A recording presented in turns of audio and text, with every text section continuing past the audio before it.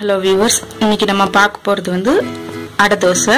அதுக்கு என்ன தேவையான பொருட்கள்னு பார்க்கலாம். நம்ம துவரம் பருப்பு இது ஒரு 1/4 கப், உளுந்து 1/4 கப், கடலைப்பருப்பு 1/4 கப், பாசிப்பருப்பு 1/4 கப், இதெல்லாம் சேர்த்து 1 கப் வந்துடும்.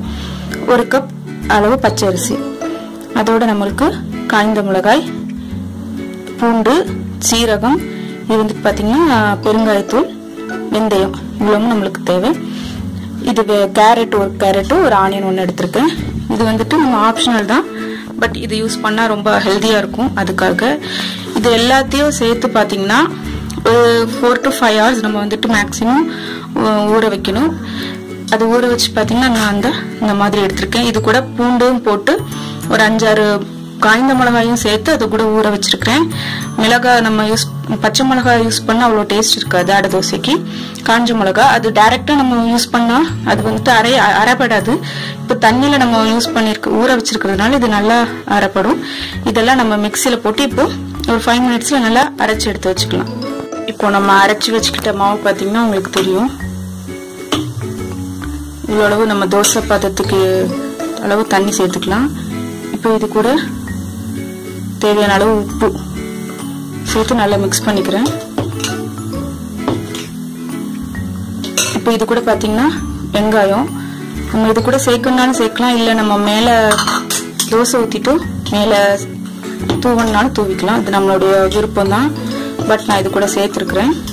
இது நல்லா மிக்ஸ் பண்ணிக்கலாம்.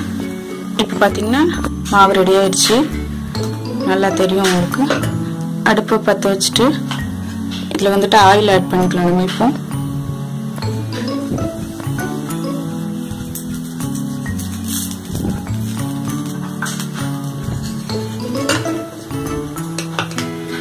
இப்போ தோசை ஊற்றிக்கலாம்.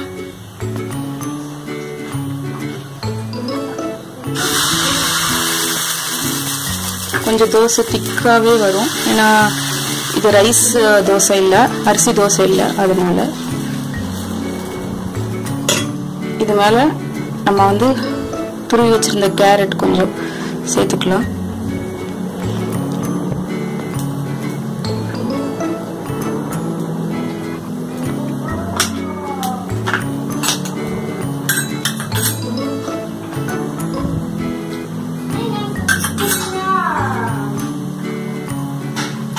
ஆக்சுவலி பார்த்தீங்கன்னா அந்த தோசை ரொம்ப ஹெல்தியானது. எல்லா தால், அதாவது பருப்பு வகைகள் எல்லாம் சேர்றதுனால, கடலை பருப்பு, துவரம் பருப்பு வீக்லி ஒன்ஸ் நம்ம சேர்த்துக்கிறதுனால இது வந்து ரொம்ப நல்லா இருக்கும். கேஸ்ட்ரிக் ப்ராப்ளம் வரும், அதனால தான் நம்ம வந்து பூண்டு, பெருங்காயத்தூள் எல்லாம் ஆட் பண்ணிக்கிறோம்.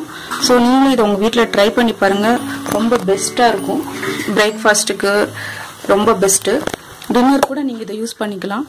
பட் என்ன, நம்ம 4-5 ஹவர்ஸ்க்கு முன்னால் ஊற வச்சுட்டு உடனே அரைச்சி உடனே சுடுற மாதிரி இருக்கணும். இது நார்மல் தோசை மாதிரி நைட்டு அரைச்சி காலையில் சுடுற மாதிரி கிடையாது. இப்போ உங்களுக்கு நைட்டு டின்னருக்கு வேணும்னா மத்தியானம் ஊற வச்சுட்டு நைட்டு அரைச்சிக்க உங்களுக்கு கரெக்டாக இருக்கும்.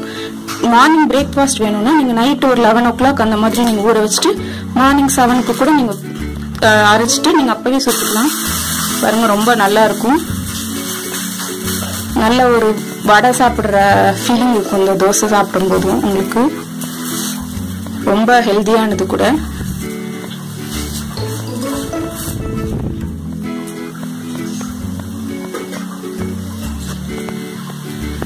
இப்போ பார்த்தீங்கன்னா நல்லா தெரியும், நம்ம அந்த கேரட் போட்டு இதை திருப்பி போட்டிருக்கோம். நல்லா கலர்ஃபுல்லாக இருக்கும். அதோட ஸ்மெல் கூட பார்த்தீங்கன்னா ரொம்ப சூப்பராக வருது, ஏன்னா எல்லா தாலோடைய ஸ்மெல் மிக்ஸ் ஆகி நமக்கு அந்த ரொம்ப அழகா வருது. இது சாம்பார், சட்னி இது கூடனாலும் வச்சு சாப்பிடலாம். இதை எடுத்துடலாம். நம்மளுடைய அடை தோசை தயாராகிடுச்சு. இது ஒரு 5 minutes தயார் பண்ற பிரேக்ஃபாஸ்ட். ரொம்ப ஈஸியா இருக்கும். மார்னிங் ஸ்கூலுக்கு டிஃபன் பேக் பண்றது, ஸ்கூலுக்கு, ஆஃபீஸ்க்கு எல்லாத்துக்கும் ரொம்ப சூட்டா இருக்கும். ரொம்ப ஹெல்தியும் கூட. நீங்களும் இதை உங்க வீட்டில் ட்ரை பண்ணி பாருங்க. சாம்பார், தேங்காய் சட்னி, தக்காளி சட்னி இதெல்லாம் ரொம்ப இதுக்கு சரியா இருக்கும். பிடிச்சிருந்தா லைக் பண்ணுங்க, ஷேர் பண்ணுங்க. Thank you so much.